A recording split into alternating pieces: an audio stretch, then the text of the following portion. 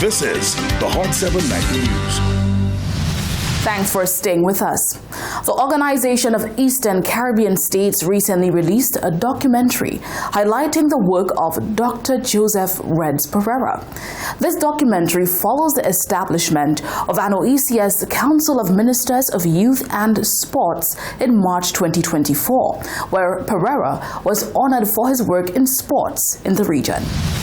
As a testament to his years of dedication to the Organization of the Eastern Caribbean States Sports Desk, Dr. Joseph Reds Pereira was featured in a documentary commemorating the OECS 43rd anniversary. The documentary premiered on YouTube as one of several activities leading up to OECS Day on June 18th. The documentary explores Pereira's management of the OECS Sports Desk, highlighting the impact he had on many athletes in the region. It captures his passion for sports, his commitment to the OECS, and his influence in bringing the region together through his voice and commentary. The documentary took Pereira by surprise. I was surprised that the OECS department, who probably is responsible for documentaries in general, I think they looked at the files of 10 years when I was here from 84 to 96. And one day I got a call and said, well, we've got your files. There's a story to be told here, the untold story as they described it. And I came and spent about 2 hours answering questions. Pereira expressed gratitude for his acknowledgement despite the accompanying challenges. It was very nice to receive the call. It really put a lot of pressure on my memory because to remember things in 2024 that existed in 84 and then up to 1996. But it was a challenge, but I'm pretty good in terms of memory, and I've relived, all those days very especially, and they were important to me, so it was easy to remember details. He also disclosed that many advancements have been made and thanked everyone who made it possible. Those days, we just didn't have smartphones, we didn't have cells, we had a fax machine, and it was very basic but very interesting, and I think one must thank the then Director General, Dr. Vaughan Lewis, for in fact giving me a free hand. And I must thank the OECS media and the wider Caribbean, because I did reach out to the Caribbean Broadcasting Union, the Minister of Sport, the Directors of Sport, and the private sector. It was a team effort that made my 10 years enjoyable, and I think there was significant amount of progress during that time. The documentary officially premiered on June 14, 2024 on the YouTube page of the Organization of Eastern Caribbean States and Saint Lucia government. For the Hot 7 TV News, Chrissy Bakey reporting. The Minister of Creative Industries at a media press briefing explained that Carnival was a celebration of who we are and what he believes makes St. Lucian Carnival a unique experience. It is more than just a street party or a jump-up. Carnival is celebrated across the Caribbean by different names, but with a similar theme of culture, song, and costume. Over the years, the Carnival product has evolved to much jubilation and criticism. And the Minister of Creative Industries says that the celebration is far more than just jumping the streets. What defines us as, first of all, West Indians and also as St. Lucians is how we live life, how we celebrate life, how we work, how we play. And Carnival is part of that. It is a statement of how we celebrate life and how we live our lives. And it helps define who we are as St. Lucians. And therefore, it is why each carnival, in whichever part of the Caribbean it is held, you try to create that unique characteristic that will say, this is say Saint Lucian Carnival, or this is Trini Mass, or this is Vency Mass, because there are things that are unique and distinct about it. Stating that Carnival is the biggest entertainment activity on island due to its range of impact, the minister believes that the event reaches most of the sectors. It is arguably the largest festival in Saint Lucia. Some persons might say Journée Creole is probably bigger or whatnot, but in terms of the spread, the duration of the celebration and the depth of the celebration in terms of the different sectors that are involved, from music to the mass to, pan, whatnot, there's nothing bigger than Carnival in Saint Lucia. And also too, when you look at some of the other dimensions, in terms of visitor arrivals, economic benefits, which we can talk about later, you're starting to understand the scope. If you just recall, jazz ended around May 12th, the Sunday, but from the following Sunday we've started with the first Calypso 10, just around a week after, and that runs all the way until, Carnival Tuesday. And there's a constant series of activities taking place, interactions within various stakeholders.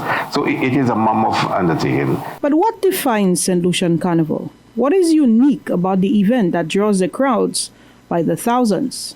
The minister provided more clarity.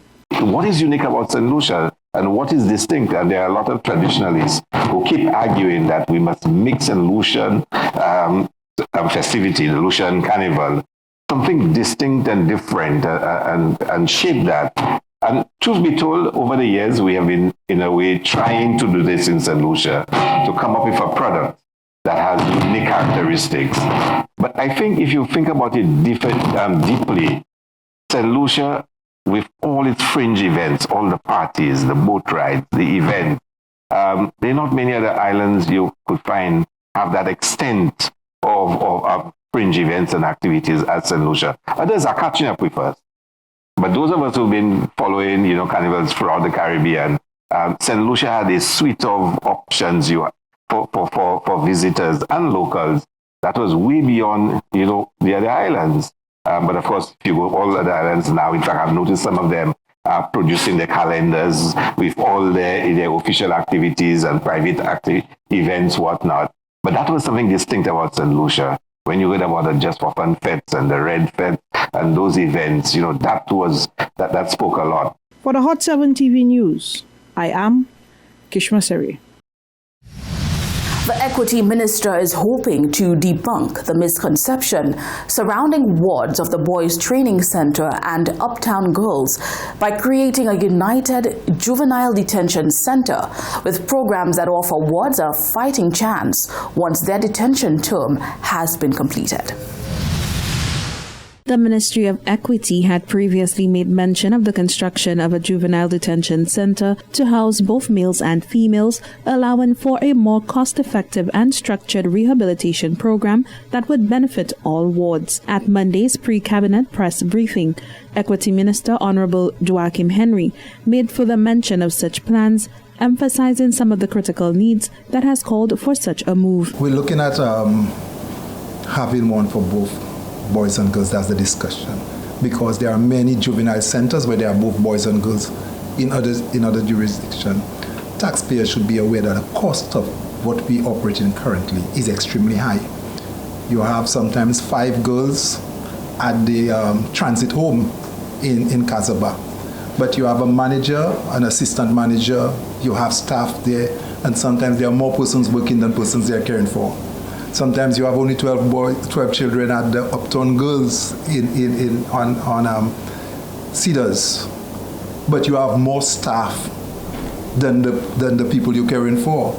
Sometimes you only have 14 persons at the Boys Training Center, but you have a manager, assistant manager, and a whole staff complement. Each one wants a vehicle, and so the cost of operating just about 25 children is so high. According to the Equity Minister, the education plan for those housed at the center will feature certification from various institutions, affording wards the opportunity to develop at the same pace as other students on island. The children would follow the development in the normal way like every other child.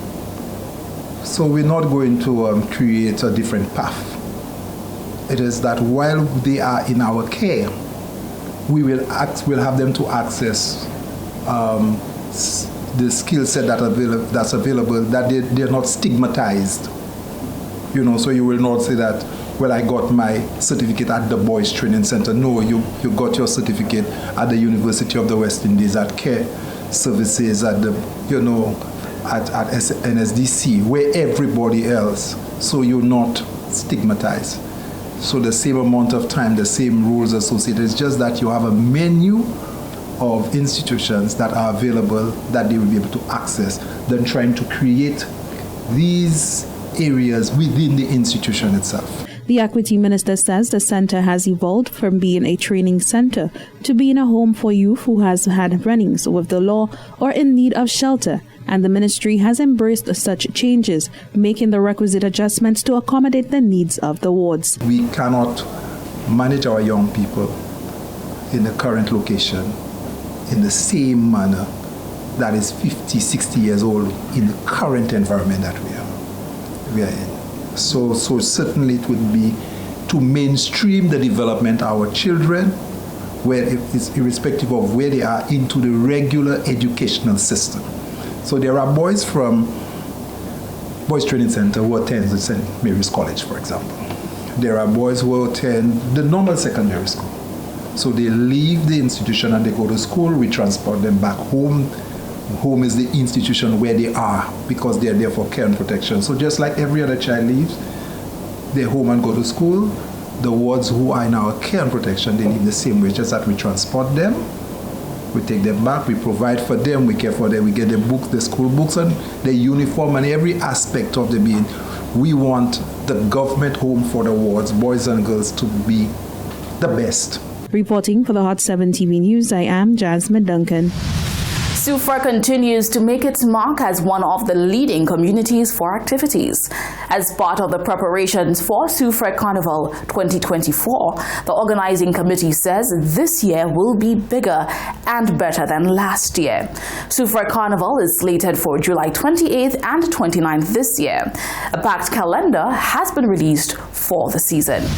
Following the successful launch of Soufrière Carnival 2024, the Public Relations Officer of the Soufrière Events Management Organization, CMO, Jade Brown, indicated that a spectacular season awaits patrons. She says there is a new component to Soufrière Jazz this year. In addition to the regular activities, the annual Carnival Queen Show, Jouvert, Parade of the Bands, and private band fetes. So we're really looking forward to an exciting season.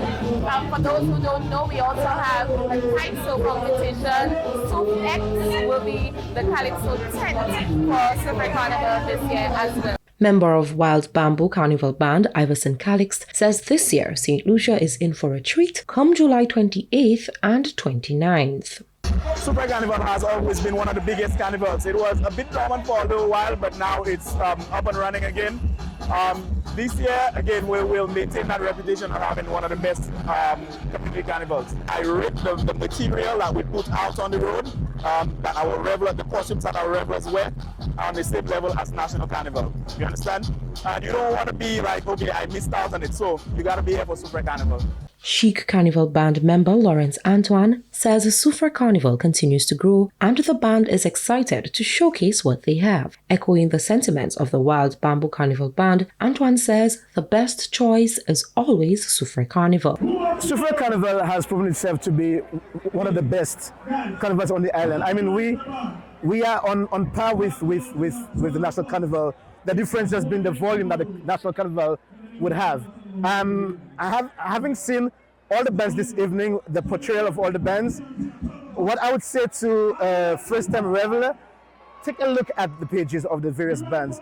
Take a look at the pages of the Soufrière Events Management Organization, and you will decide. You will make the only choice that there is, but to be in Soufrière come July 28th and 29th. The Public Relations Officer of the Soufrière Events Management Organization says that Soufrière Carnival would be impossible without its parent organization, the Soufrière Regional Development Foundation, and its other sponsors. Members of the public are being urged to stay updated with the happenings of Soufrière Carnival by following the Soufrière Carnival, CMO, and SRDF social media pages.